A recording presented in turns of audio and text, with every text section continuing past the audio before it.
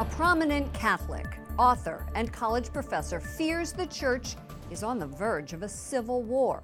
Robert George was referring to allegations by a former Vatican diplomat, Pope Francis, covered up sex abuse.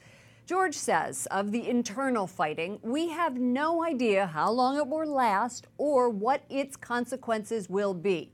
He also calls for an immediate independent investigation into the charges, adding, "Heaven help us." Joining me right now is Robert George, McCormick Professor of Jurisprudence at Princeton University. Robert, welcome back to the program. Thank you, Lauren. Thanks for having me back. You've said we can't look forward until we look back. There have been great divisions in the church. We can go back as far as the Middle Ages, or just 2 years ago over the apostolic exhortation, the joy of love, and the controversy over possible communion for divorced and civilly remarried Catholics. How far back are you talking?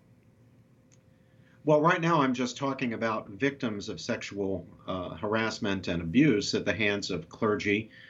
And I'm talking about bishops who failed in their obligation to deal with legitimate claims of sexual harassment and abuse, sometimes reassigning priests without informing the parishes to which they were being assigned that these were priests who had records of abuse. So that's how far back I'm looking just at the moment. Of course, if we want to go back in the history of the church, we can find that the church has often experienced corruption. It required a cleansing. It required renewal. It required reform. That's throughout the history of the church. But when I'm saying look back right now, I mean, don't forget the victims. Don't forget the people who need our care and attention, who need to be made whole now, not just financially, although that too, but also emotionally, spiritually. Let's talk about that. We had a victim on the show earlier, and they do feel left out of this, Yes. especially since the finger pointing has happened. What are they to do? Well, I think that they should continue to advocate for reform of the church. They should continue to demand that their rights be honored, but they shouldn't be alone. The rest of us, those of us who've not ourselves personally been victims, need to be advocates for them as well. Now, that doesn't mean we don't also look forward. When I say look back, I don't mean only look back.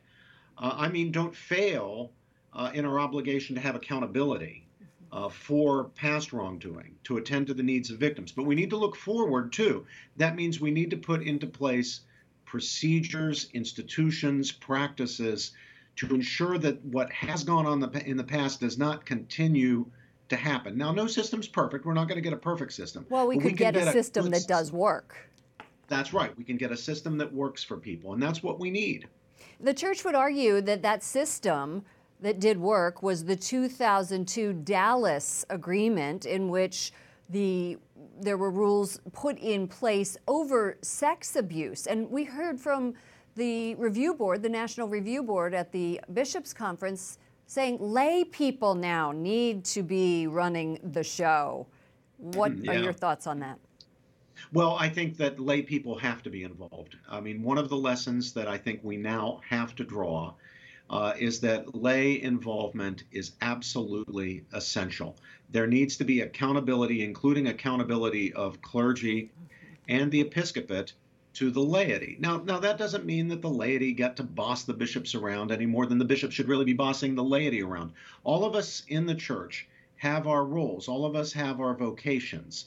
But none of us are merely the instruments of others. All of us have a role to play, exercising a certain kind of authority. And I think lay oversight is going to be essential. That's part of the lesson of the most recent scandal with Archbishop McCarrick. Here in We've Washington. got to look into those investigations. That's exactly right. We need to look into those. We need to have an investigation into that wrongdoing, into people who abetted McCarrick, people who failed to discipline McCarrick, people who let this go on, people who knew about it, and the inquiry cannot be just done by the bishops. It has to be the lay people, if that's right. I know we have very little time left. I'm so sorry, I could talk to you forever.